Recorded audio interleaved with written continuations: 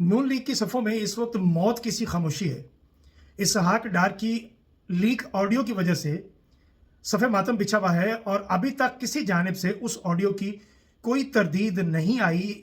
36 घंटे से ज़्यादा गुजर चुके हैं और इसहाक डार ने उस ऑडियो में जो बातें फरमाई हैं, जो वो मुग़ल्लज़ात बोल रहे हैं और इदारों के हवाले से जो गुफ्तगू वो फरमा रहे हैं, इसका अशर अशीर भी कभी इमरान खान ने अपनी ज़ुबान से अदा नहीं किया। इसके बावजूद इमरान खान पर इतनी सख्तियां हैं। मैं पहले भी ये बात कहता आ रहा हूं, मैं दोबारा इस बात का इजहार करता हूं कि इमरान खान इस वक्त चूंकि इंटरनेशनल ब्रांड है, लिहाजा डोमेस्टिक सतह पर इमरान खान के लेवल का कोई एक ना तो इदारा है ना आदमी है जो उसके कद को छू सके। इमरान खान की डायरेक्ट इस वक्त जो दुश्मनी बनी हुई है वो अमरीकी हुकूमत के साथ बनी हुई है और यही वो अमरीकी हुकूमत है जिनके पपट्स, जिनके पालतू पाकिस्तान में मौजूद हैं, जो चंद करोड़ रुपए में अपने आप को बेच देते हैं और ऐसे लोग कसरत में पाए जाते हैं पाकिस्तान में। लिहाजा असल जो तकलीफ है वो अमरीकी हुकूमत को है, इमरान खान की, और उन्हीं की वजह से इमरान खान अभी तक जेल से बाहर नहीं आ रहा। ये बेचारे जो पाकिस्तान में हैं, जो ये समझ रहे हैं कि उन्होंने इमरान खान को ख़त्म किया हुआ है, वो क्या बेचते हैं यार इमरान खान के सामने? उनकी हैसियत ही कुछ नहीं है। क्या कर सकता है नवाज शरीफ, क्या कर सकता है जरदारी, क्या कर सकता है फजलुर रहमान? और अब तो फजलुर रहमान को भी समझ आ गई इस बात की कि हमारे साथ हुआ क्या है और आगे होने क्या जा रहा है। ये लोग ये समझ रहे थे कि जब हम इमरान खान के खिलाफ अपने आकाओं को खुश करने के लिए ऐसी हरकत करेंगे तो हमें तो बड़ा इनाम और इकराम मिलेगा। लेकिन इनको ये नहीं अंदाजा कि ये रेस के वो घोड़े हैं जो 6, 7, 8वें नंबर पर हैं। वो तो उन्हीं को अहमियत देंगे ना जो पहले, दूसरे, तीसरे नंबर पर उन्होंने अपने तौर पर उन घोड़ों को छोड़ रखा है। बुनियादी तौर पर देखा जाए तो घोड़ों वाली तो उनमें कोई सिफात ही नहीं है। ये तो सारे गधे के गधे हैं। बहरहाल अगर इसकी तरदीद ना आई और अगर तरदीद आ गई तो इसका फ्रांसिक हो गया, और अगर इस ऑडियो के फ्रांसिक के बाद ये पता चला कि ये ऑडियो, ये आवाज़ इसहाक डार की ही है, तो आपको अंदाज़ा हो जाएगा कि ये कितना मुनाफिक टब्बर है, ये कितना मुनाफिक ख़ानदान है। ये नवाज शरीफ का समधी है। जाहिर है तो एक ही ख़ानदान हुआ ना, अब तो एक ही जगह के बर्तन हैं ये सारे के सारे। अगर इस ऑडियो में इसहाक डार की ये आवाज़ उसी की हुई और ये फ्रांसिक हो जाए और पता चले कि आवाज़ इसी की है, तो मेरा ख्याल है कि फिर इदारों को भी इस बात पर गौर करना चाहिए, क्योंकि ये मुनाफिक ख़ानदान है। ये कभी भी पाकिस्तान का खैर खा नहीं रहा। ये सिर्फ अपनी औलादों का, अपने इक़्तिदार का, अपने माल दौलत का खैर खा रहता है और उसी को अहमियत देता है। तो इदारों को ये सोचना चाहिए कि ऐसा बंदा जिसने आज तक इदारों के हवाले से कभी गलत अल्फाज नहीं बोले, उस फर्द को तो आपने उठा के जेल में डाला हुआ है।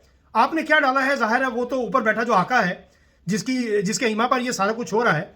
लेकिन वतन को अगर देखा जाए, अपने मुल्क को देखा जाए, तो एक लम्हा के लिए ज़रूर सोचना चाहिए और सोचना पड़ेगा कि ये जो ख़ानदान है ये कभी भी इदारों के साथ मुखलिस नहीं रहा।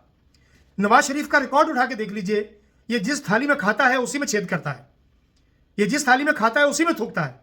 ये नवाज शरीफ का वतीरा है, ये इसकी जिबिल्लत में ये चीज़ शामिल है। लिहाजा इदारों को, ऐसे लोगों को अहमियत देनी ही नहीं चाहिए। ये लोग कभी भी आपके खैर ख्वाह नहीं हो सकते, सवाल ही पैदा नहीं होता। आप देखिए कि किस तरह मुंह लटका हुआ है नवाज शरीफ का, इसलिए कि उसको तो ये पता था कि मैं तो चौथी बार वजीर आजम बनने जा रहा हूं। कहां गया वो पाकिस्तान को नवाज दो? कहां है वो नवाज? वो जो लोग बड़ी बगलें बजा रहे थे, वो जो नवाज शरीफ के लंदन वाले अपार्टमेंट के बाहर खड़े होकर वो जो छोटे छोटे नौटंकी बदमाश जो थे, बड़ी बगलें बजाया करते थे, बड़े नारे लगाया करते थे, आजकल उनकी आवाज नहीं आ रही। इतने खामोश है कि लगता है कभी जिंदगी में बोले ही नहीं थे। अब तो उनकी आंखों से आंसू आते हैं, फिर लिखते हैं नवाज शरीफ के साथ कौम ने अच्छा नहीं किया।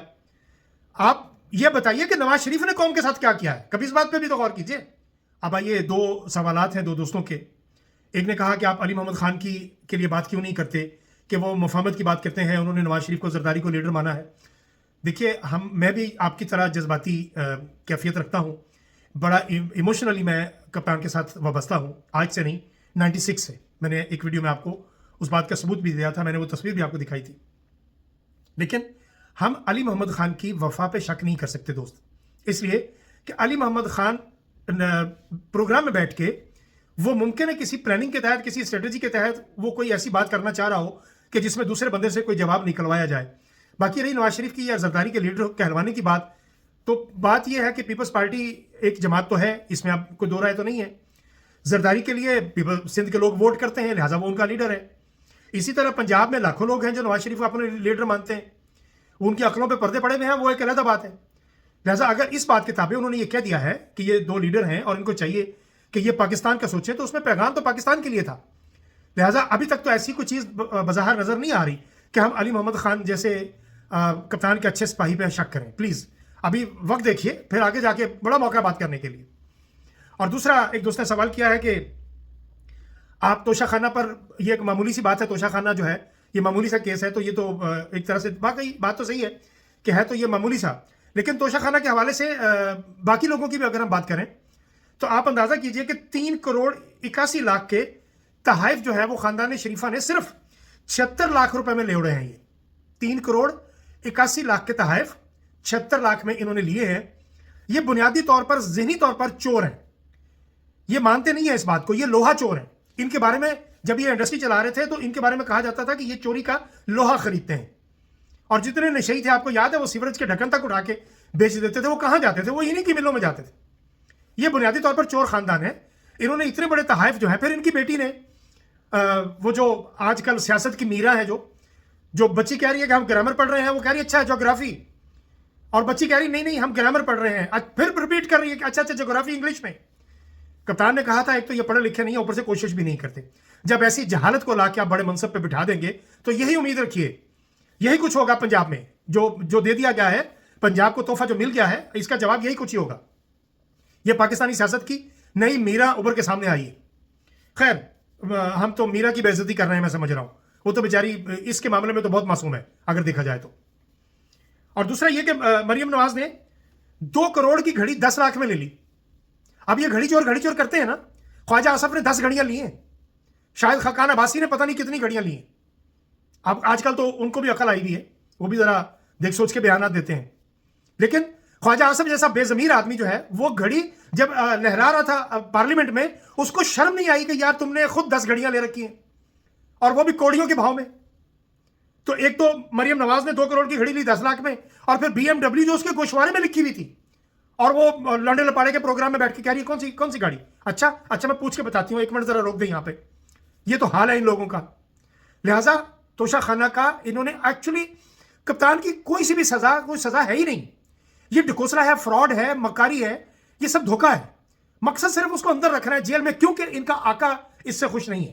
آقا کون ہے؟ سیدھا میں کہہ رہا ہوں، امریکہ کی طرف سے جب تک اجازت نامہ نہیں ملے گا تب تک عمران خان جیل سے باہر نہیں آئے گا. باقی جو پاکستان میں بیٹھے ہوئے ہیں، ان کی کوئی حیثیت نہیں عمران خان کے سامنے، ان کی کوئی ویلیو نہیں ہے.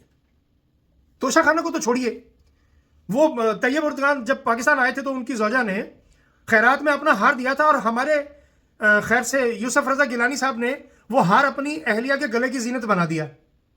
یہ ہے بنیادی طور پر ہمارے ان حکمرانوں کا قد کاٹ، یہ ہے ان کی اصل حیثیت. ساری زندگی جب آپ چندے اور درباروں کی چڑھاوے کھائیں گے تو ذہن بھی اسی طرح کا ہی ہوگا نا. ظاہر اس سے زیادہ آپ کیا کر سکتے ہیں. لہٰذا میرا خیال ہے کہ توشہ خانہ کیس کی سزا بھی ختم ہو جائے گی، اور ختم ہوگی، کیونکہ یہ سزائیں ہیں ہی نہیں. میں بار بار کہہ رہا ہوں، اس کا کوئی تعلق ہی نہیں ہے. اس میں سے کسی سزا کا کوئی تعلق نہیں ہے. وہ عدت والا تو بالکل ہی بکواس قسم کا وہ ہے. قاضی فائز عیسیٰ جیسا جہاں جج لگ جائے گا یار، جسٹس بن جائے گا، آپ کیا امید رکھتے ہیں؟ دنیا کی 139ویں نمبر کی سب سے گھٹیا ترین عدالت ہے. باقی باتیں اگلے ولاگ میں کرتے ہیں. جن دوستوں نے یوٹیوب چینل کے لیے کہا تھا، میں نے آپ کو ایک دوسری ویڈیو میں بھی میں نے میسج ریکارڈ کر دیا ہے، وہ بھی آپ سن لیں گے. Overseas voice with Shah Rukh Sohail کے نام سے یوٹیوب چینل میں نے دوبارہ سے شروع کر دیا ہے. میں نے بند کر دیا تھا، وہ کچھ مجبوریاں تھیں جس وجہ سے مجھے بند کرنا پڑا، لیکن بہت سے دوستوں کے بہت سے اصرار کی وجہ سے میں نے دوبارہ شروع کر دیا ہے channel overseas voice with Shah Rukh Sohail.